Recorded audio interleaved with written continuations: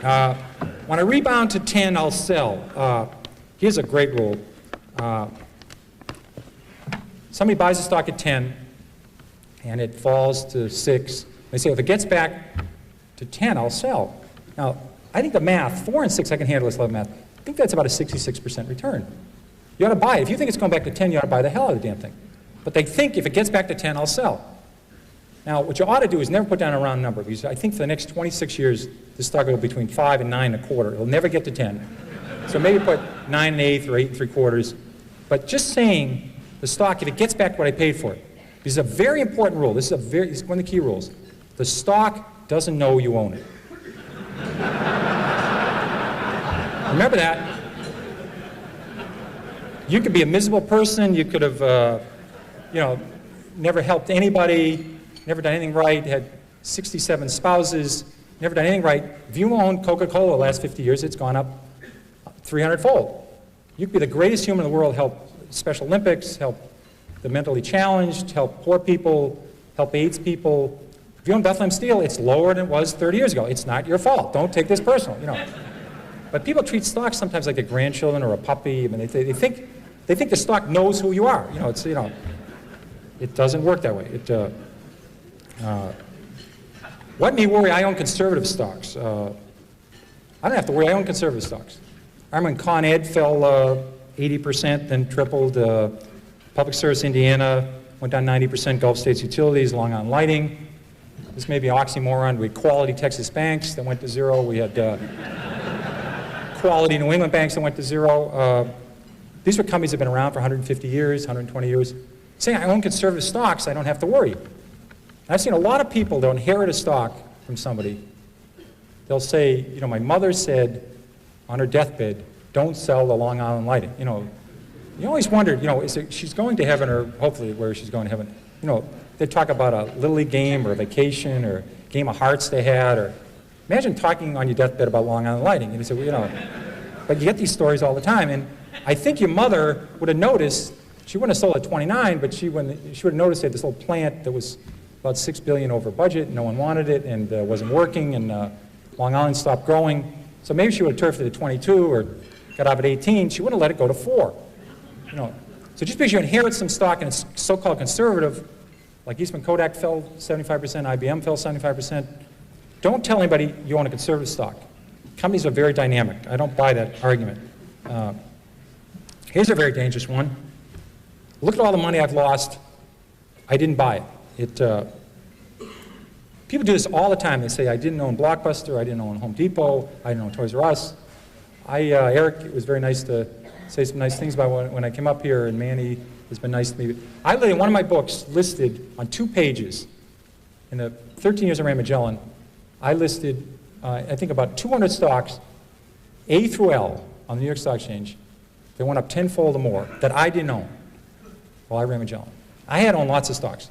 I listed 200 stocks A through L. I stopped at the letter L, and I didn't own any of these shares. They went up tenfold or more, and I was able to do okay with Magellan. And people worry all the time about missing Microsoft, missing Western Digital, missing United Airlines. They spend all their time worrying about stocks they miss. You cannot lose money in a stock you don't own. That's a very important. The only way to lose money is buy a stock, have it go down, and sell it. That's the only way. And I swear that people, their spouse has to cut out the newspaper in the morning, cut out the C's, and the person will look at the M's. Oh my God, Microsoft's up 3. I was going to buy 1,000 shares of Microsoft. I lost 3,000 of Microsoft last night while I was sleeping. I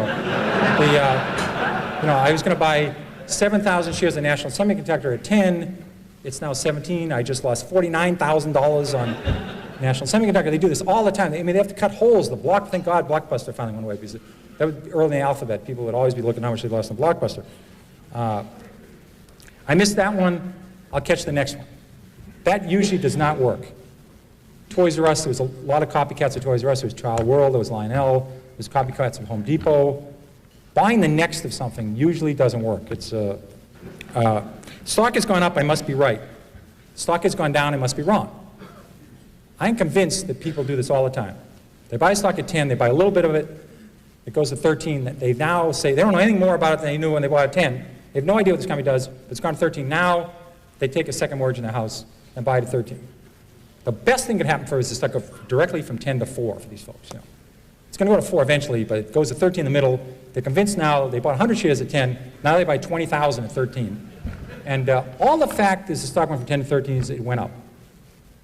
The average movement of a stock on the New York Stock Exchange this century, between its high and its low, has been 50%. The average stock on the New York Stock Exchange.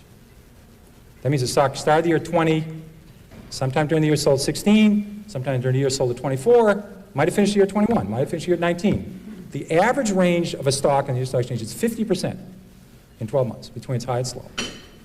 So stocks go up and down a lot within a year. And say this stock is going up means you're right, doesn't mean a damn thing. So don't buy often on that one. That is not a good one. Avoid long shots. And these are always these long shots. You know, these are the stocks that are going to grow hair and make your kid have better spelling, and your breath's going to improve, and you won't have to iron your pants. I mean, it's one of those stocks, and they always do everything for you. But they're missing. They don't have any sales yet. You know, that's the missing element to the story. The story is sensational.